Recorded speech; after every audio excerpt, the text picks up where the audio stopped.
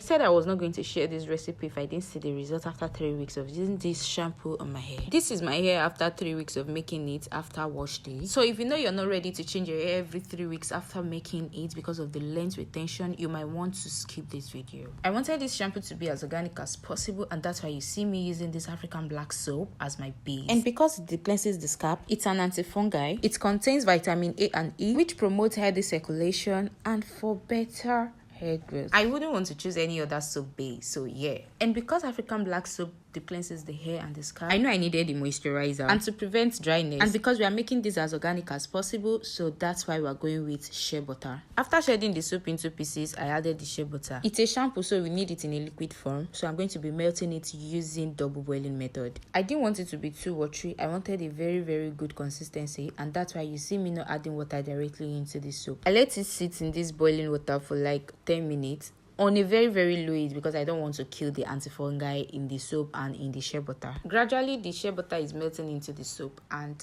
I'm just going to give it a very good mix. I'm done mixing, so I'm just going to set this aside. Next, we are going to prepare our tea. If you are looking to grow in a very good looking natural hair, you need hair tea. What's in your hair tea if you are leaving out rosemary? It has camphor, so it improves blood flow to the scalp, heals scalp tissues and damages, and it helps rejuvenates the hair follicles. Because it has a lot of oxygen, it helps to reduce hair shedding. Next, I'm adding green tea, and I'm going to be adding it to the boiling rosemary water. Green tea helps to balance the hormones of the hair. Next, I'm going in with Shikaika powder. Aside all the health benefits Shikaika adds to the hair, I'm going to be using it in hair as a preservative because it serves as antifungi, antibacterial, anti-yeast, and we are adding it here because we want our shampoo to be as organic as possible. I let this boil for like 3 minutes and I turned off the heat. The water is not yet very cool but still warm because I'm going in with my powders. So the first powder I'm adding is Amla powder. For someone who needs a very healthy and long hair, antioxidants shouldn't be left out in your hair care routine. It has a very high amount of vitamin C basically, and for Amla it also increases the hair follicle. And the next powder I'm using is Chebe powder because it prevents hair breakage and it is essential for long and moisture retention. So I added clove powder, Moringa powder, and Neem powder because I want the new hair that will be growing to be very thick, and because clove has an anti-inflammatory agent, so I needed that in my mixture.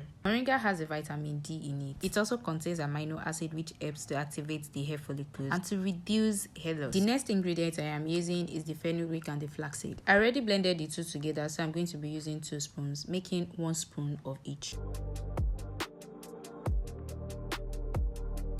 I'll be giving that a very good mix because I want it to incorporate with the tea and just to extract all the juice, every juice in the powders. Now I have my powder and my tea mixed together, and I'm going to let that sit for like 2 minutes and then transfer it into the soap and mix together. The soap is already in a paste form, so it is easier for me to mix it with the tea. So after mixing, I transferred it into a cheesecloth so I can separate the shards because I don't want any particle in my hair. The shampoo is almost ready, so what I'm going to be doing next now is to add in my essential oils because we want the shampoo to be all moisturizing shampoo. First oil I'm adding is my palm kernel oil. Aside the fact that it adds shines to the hair, it also prevents hair breakage. Next oil I'll be adding to our mixture is coconut oil. Coconut oil is very essential in hair growth, and we all know that. As someone who is trying to grow a long and a very healthy natural hair, you cannot overemphasize the use of coconut oil. The next essential oil I'm going to be adding is the jojoba oil. You know that frizz that comes after washing your hair? Exactly, this helps prevent that. You don't want your shampoo to be smelly so much like a soap, so you need lavender. And because it also smoothens dry scalp, so yeah, it gives that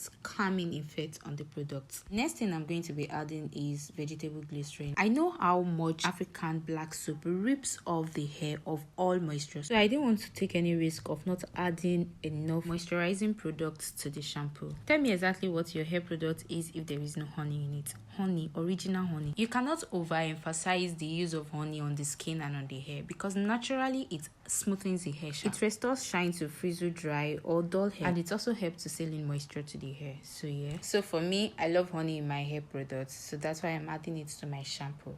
I'm giving it a very good mix because I want everything to be incorporated together. I mean, it's still going to be settled later, but right now you can see the consistency. You can see how thick it's looking. The tea, the soap, the oil, everything is in unity. They are all united together, and yeah, Our shampoo is ready. So I'm going to transfer the shampoo into a bottle, and I'm going to be showing you people how I use this shampoo on my hair. Before using the shampoo, you're going to need to give it a very good shake because you don't want the soap to be separated from the oil. You want every part of the product to be incorporated to your hair, so you need that shake. As you can see in this video, I have my hair in sections. I love to wash my hair in sections because I like to walk through the product into every strand of the hair. I'm focusing on the scalp because I want to get rid of any products, any build-ups that I've had previously on this hair. It is important to use fingers to detangle your hair during your wash day because you don't want to use comb and then start breaking your hair, because at this point it's so delicate and it is frizzle. And whenever you're using products like this, you need to be very careful and to always focus on your scalp, and also make sure you work it through to the ends of the hair. I'm working it through the strands of the hair, making sure that I am spending so much time, I'm giving it so much attention. I am letting the product sit on the hair for a while before rinsing it out. Exactly.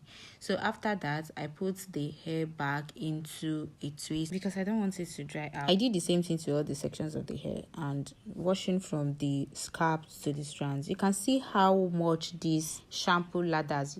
A little of it goes a very long way. Make sure you spend a quality time with your hair during your wash day. Allow your product sit into the hair before rinsing it out. Don't just go into the shower, rush it. Allow it sit for like 20 minutes before washing it out. So yes, I did that to this hair, and boom, I'm going to give it a very clean wash. So I'm giving it a very good rinse here with cold water.